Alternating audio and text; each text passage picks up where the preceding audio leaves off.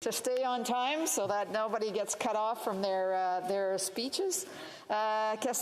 Resuming debate, reprise de débat, l'honorable député. Resuming debate, the Honourable Member for Saint-Jean. Madam Speaker, I'd like to inform you that I will be sharing my time with the Honourable Member for Mirabel. Madam Speaker, first and foremost, I would like to tell you that I will be doing something that is not my usual practice. My speech today, I won't be speaking off the cuff, which is what I prefer to do during parliamentary debates because it makes our debates a lot more lively.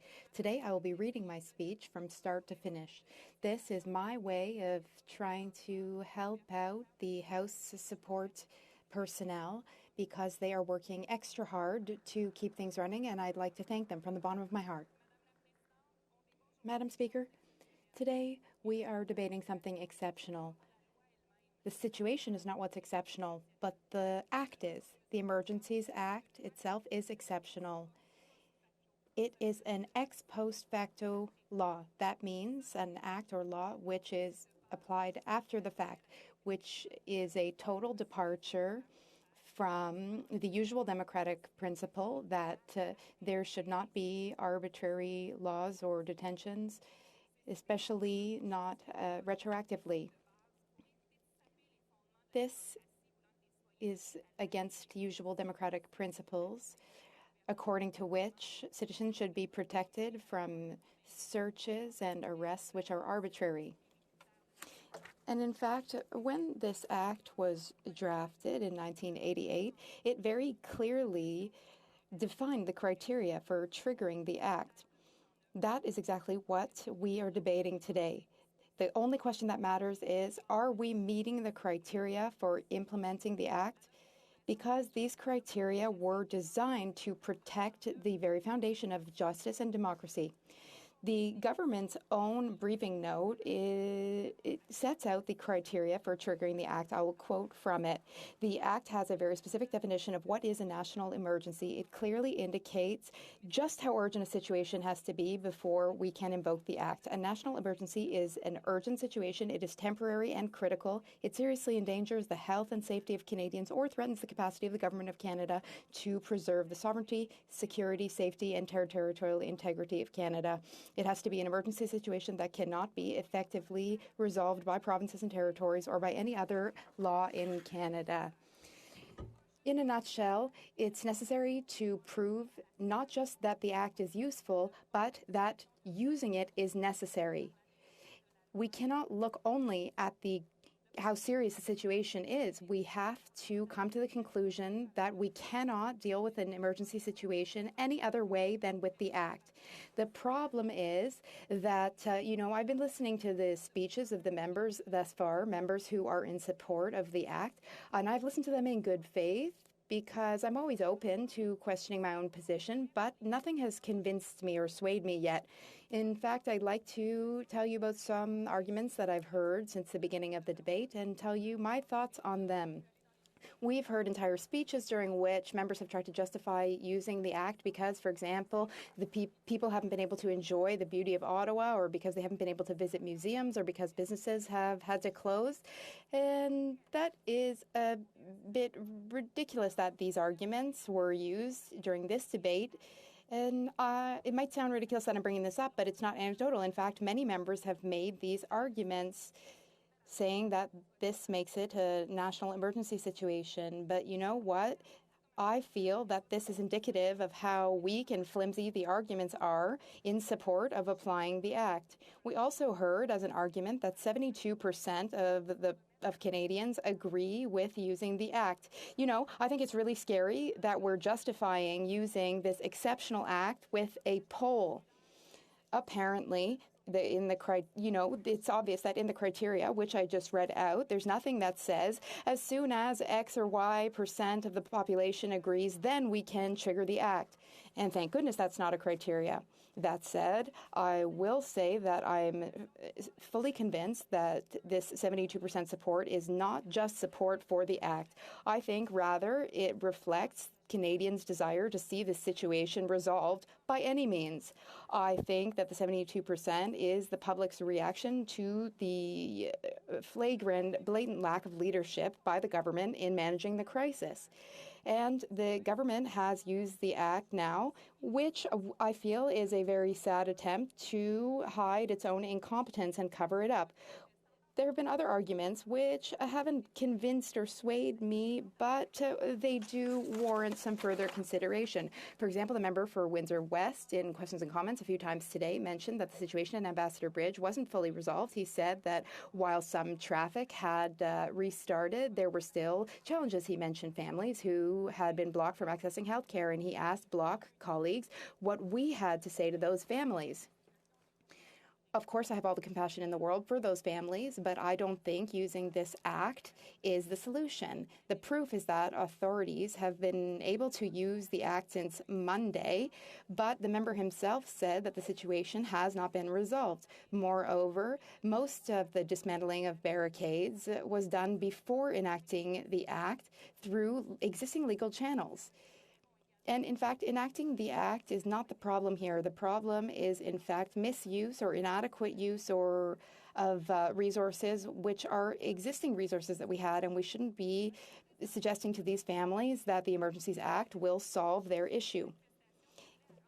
The NDP leader and many of his colleagues also said that the situation is urgent because occupants have been calling for the overthrow of the government and that this is basically outright sedition. Well, you know, I did most of my studies at the University of Quebec in Montreal, UQAM. There were basically manifestations, protests every week calling for the overthrow of the government. And thank goodness nobody asked that the Emergencies Act be triggered, because if that was the case, Montreal would fully always be in a state of emergency.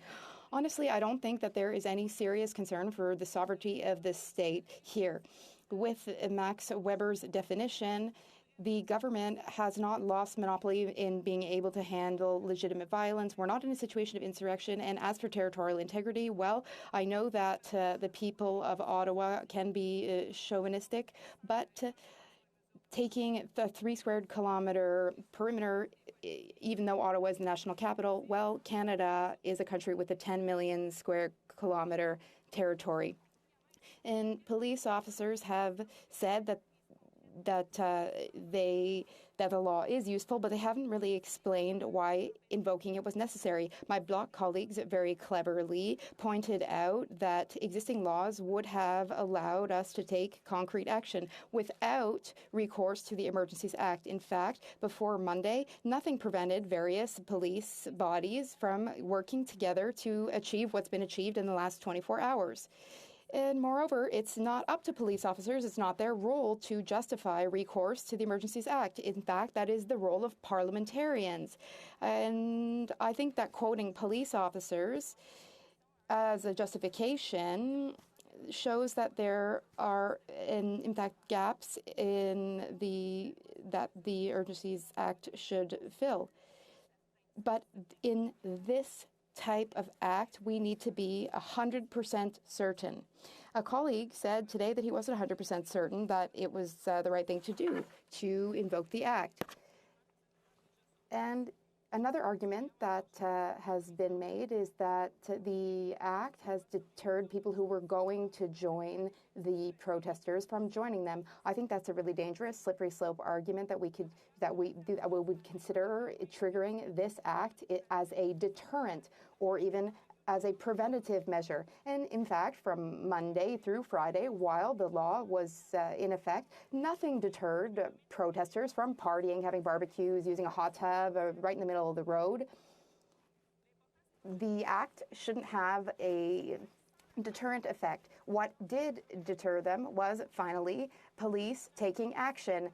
Allow me to quote what Jim Watson said this morning. He said that these police operations that are ongoing right now should have taken place as of day 2. Not only should they have taken place, but they could have taken place, even without the Emergency Measures Act. Speaker, provinces must approve the act. That is a safeguard which sets limits on the application of the act, not a justification. We can't invoke the act unless a province has an emergency situation and demonstrates that there are no resources and that all other solutions have been tried. In short, I'm still not satisfied. I'm still waiting to hear a convincing argument that would change my mind between now and Monday, but I have to tell you that I am losing faith. The government has not met the burden of convincing us that we have no choice but to resort to the Act, as the Act otherwise provides, and in the context, I find it difficult to see how I could end up supporting this. The Honourable Parliamentary Secretary, the Government House Leader. Thank you very much, Madam Speaker. I found the member raised a very interesting point. She said, as of Monday, there was nothing that stopped different police from working together. As a matter of fact, that's not entirely true. Unless you are a sworn officer in Ontario, you can't enforce the law in Ontario. So, and I mean, I'm sure Ottawa is extremely grateful for the resources that came from Quebec, from the SQ, but until the Emergency Act put in place the fact that they can enforce the law in Ontario, those police officers wouldn't have been allowed to do that. I'm wondering if the member can comment on that. L'honorable député de Saint-Jean. The Honourable Member for Saint-Jean. Let me remind my colleague that the Emergencies Act sets out that everything possible must have been tried first. But at the time that the Act was invoked, there was not really any type of teamwork among police bodies. So this very drastic solution was brought out without it being justified. The only part of the rules of application that are different from what we can do with existing laws is what's been done with the tractors. The Emergency Measures Act seems to just really be a tactic for the government to reverse its lack of leadership. Question to comment.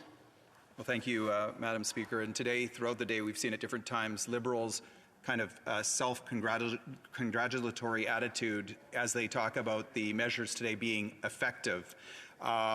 This might be partly because effectiveness is a new concept to them. They're not used to that in their caucus. But I would argue that effectiveness isn't the measure by which we should be looking at the situation today, but rather whether the actions are justified.